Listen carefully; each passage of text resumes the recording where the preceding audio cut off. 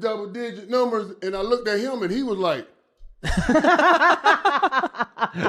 when I said, Cat, don't worry about it. Look at him. He's not telling. He can't. He gonna say things, but ain't nobody gonna believe it.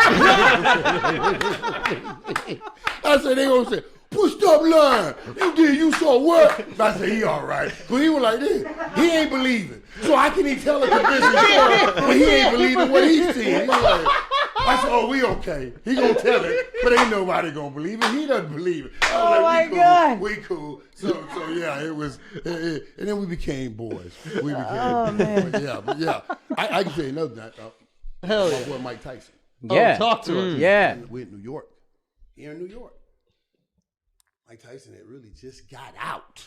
Yeah. Just got out. Yeah. And I ran He into hungry. him. Yeah. And we were like, hey, man, listen. I said, hey, we're going to go to dinner. He just got out. I'm still on probation. Yeah. I'm on probation. I had just got out of my mess. I was still on probation. And we go out, and he, Michael, yeah. I said, man, listen, man, we get out. We're at club. I said, man, he said, Michael, man, you I heard about you and the pink toes you were talking about. Yeah. Oh, yeah. We know. The pink toes? It's white women, yeah. Snow bunnies. Pink toes? Never been one. I said, you will tonight. Wow. I said, you will tonight. I said, we will get some tonight. Yeah. And we went back to his suite over. He was over at Trump Tower at this big suite, man. And we took, everybody in there. There you go. We all go. And so we're leaving. Me, Mike, me, Tyson, and all our buddies. Yeah. And sitting there, we're getting in my limo. We're going back to his suite. Yeah. T.O. was sitting there. T.O. was leaving the club, too. I said, hey, man, anybody? He said, no, we're going to go. I said, oh, come on, man, we'll get you a ride. Put T.O. in the room, put a car, and we all go. We get back to the hotel suite, and we start, T.O. on the wall like this. T.O. looking around, Mike Tyson, look at the young man, because he was just a young buck then. Yeah. Look at the young buck. The young buck said, oh my God, my career is over. I'm with Mike Tyson and Mike Irvin. He's crazy, motherfucker. Because he always like, I said, you okay, man? You need me to take I get my limo to send you home? He said, yeah. I said, okay. You can take the limo to go home. And then I said, you two. Y'all ride with him. You got a road game tonight. I said, you two ride with him. He's a little shy. Make sure he's okay in the car on the way home. Oh my God, man. Yeah, we did some crazy things, man. And then Mike Tyson, of course, after a couple of we messed around for an hour, he takes my limo. He said, I'm gonna take the limo and make an errand, run an errand.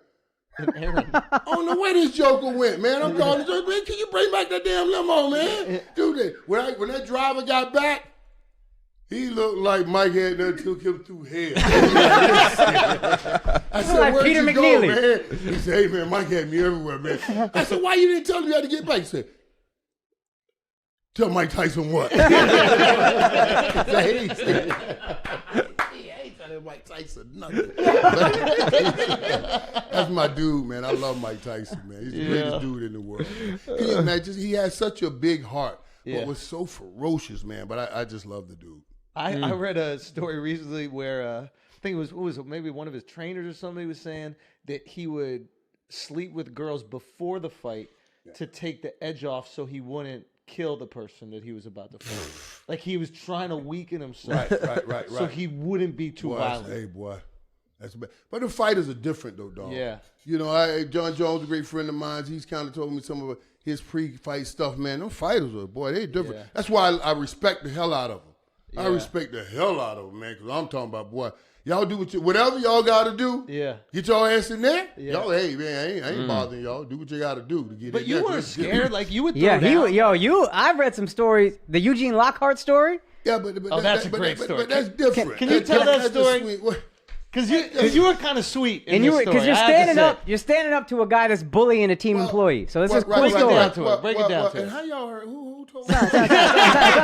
Snitches. I told you my favorite athlete. Let me first tell you this. Lockhart is my boy. Now. Eugene Lockhart was my boy. Eugene Lockhart was my boy. You said that. He said he's my boy. I made him my boy that day. man, my little boy. Let me tell you what made my boy. When I first got to Dallas, he was living in this area called High Country, and he was telling me all about it. Man, like, I'm brokest dude in the world. I'm the 15th of 17 kids. I just got here. I don't have anything. Yeah. So I was looking for a house. He was saying, "Man, you should get a house over in my area, the Highlands." I was like, okay. I came and looked, and I did buy a house over there, and it was great.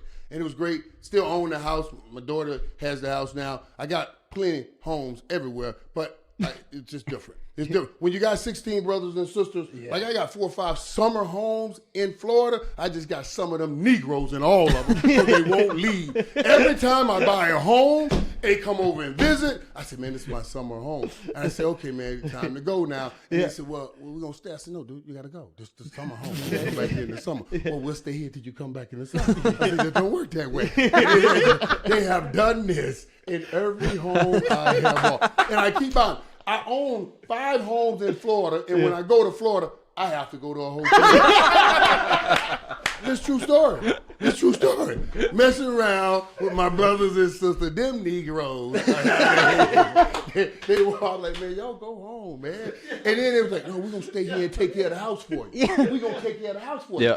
But every day, my office gets a call. We're going to take care of the house. Yeah, we're going to take care of it. But every day they get a call and say, the water, this is leaking. And I said, well, tell them to fix it. They call the office to get the money. I said, y'all living in the house. They don't do anything. So family is a whole nother month. You ever wish you had half that many children? Yeah. You ever wish you were the 8th or 9th? I wish I was an only child. Yes. But I have to look at it on the other side. I said, you know what? God gave me a football team to live with so I could learn how to lead football team. And everywhere I set these feet in the sand, I have left a footprint of greatness because I am an S brother. What I mean by S brother, when you say, did you win a championship? No, I won championships. I won championships on all levels. I'm an S brother. Plural. All levels, all ships. That's what I call it. You own a house in Florida? I own houses. I own houses. I just got a lot of Negroes living in my houses in Florida. That's all I'm saying. But they're my family. Lockhart. That's why God made sure that he made family blood. Because he know you couldn't cut them loose. He said you can't cut them loose. Right. They part blood. That's just the way it is. But Lockhart I got a house over by Lockhart's. And Lockhart was my boy now, because you got to remember now, I just moved to Texas. I was coming from Florida, young buck. Yeah. I'm in Texas. I didn't understand all the rules. They were closing down the liquor stores. They closed them down at 9 o'clock. Yeah. And I was like, what, man? I ain't at 9 o'clock. But see, Lockhart, what's up, man? Yeah, man, what's he doing? And he and his wife lived right up the street, and I wasn't married at the time. I wasn't married. I said, man, I got a party going, man.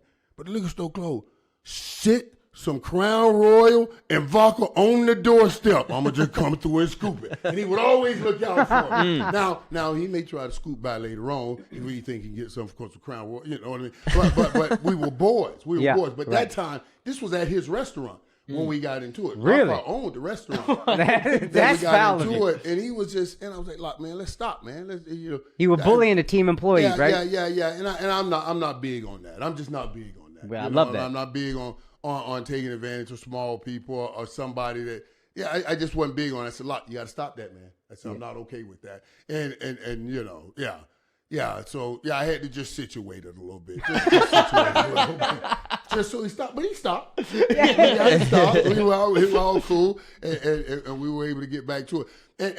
And we really got into a little fight at the Cowboys Cafe. Now my brother, when I was somewhere playing, my brother goes over there because we were playing pool. That's where we used to hang out. They used to wait on us to come back from games at the cafe, because that's where all the girls were waiting on us to come back from games too. So everybody was waiting on us to come back. But I would come back. And my brother was over there, and he got into a fight with somebody, right, at the Cowboys Cafe. I come back, fight's over, everybody's gone. A couple of days later, I go home. I said, what's this? You're being sued. I said, why are you suing me for what? So some fight at the cafe. I said, I thought it was Eugene Lockhart. I said, suing me for what happened at the cafe? Yeah. You joking? I was like, now I looked into it. It was that dude. He was suing me because he was in a fight with my brother. I said, how the hell is that? I'm playing football somewhere in another city. Yeah, What has that got to do? So that brought that back up. So yeah, it was crazy, man. It was crazy. Have you ever been intimidated by someone that you played with? You don't seem like someone that scares easily. Let me tell you something, dog. I don't. Yeah, I don't. Yeah. And somebody asked me that what we late in the year, late in my career, we signed Alonzo Spellman. I remember him. Yeah. Bipolar. And this is when Alonzo had some issues. We didn't know that, yeah. And we watched him have some issues, and they played out on TV, and God bless him and everything, man. But when we brought him in the locker room, and I saw him, he was, Alonzo Spellman like 6'8", man. I mean, muscles everywhere. I mean, oof. And dude, I was like, boy, that's the only dude I ever looked at and said, Because that's the only dude that I can say I was truly intimidated with. I walked around real carefully. All right, big fella? Alonzo Spellman looked like a man. He was just, he was stacked. But just probably him. But generally speaking, like when you're playing against any other team, were there any players that maybe you weren't intimidated by, but like you really respected and you didn't, push them in a certain way? And here is this man world that we are afraid in. Was there somebody that made you, the best way we can state it, that made you check your courage? Yes, absolutely. Okay. There was somebody that makes you, and I always tell people when I'm explaining, they say, well, Michael, you were fearless. Stop saying that. Yeah, right. Yeah. Are you joking? No, I'm not fearless. Courage does not say fear did not exist. Courage said that fear exists, that you had ability to overcome your fear and go forward, which is it's a great attribute to have. Yeah. But fear is real. We're playing, I said, man, we're playing dudes like, I'm playing running lot. Yeah. Like running lot. And people think, you go I run across the middle. Yes, I'm afraid. That dude right there cut his own damn finger off to get back in the game to hit somebody. Yeah. You hear his finger hit somebody, so you can't go back in.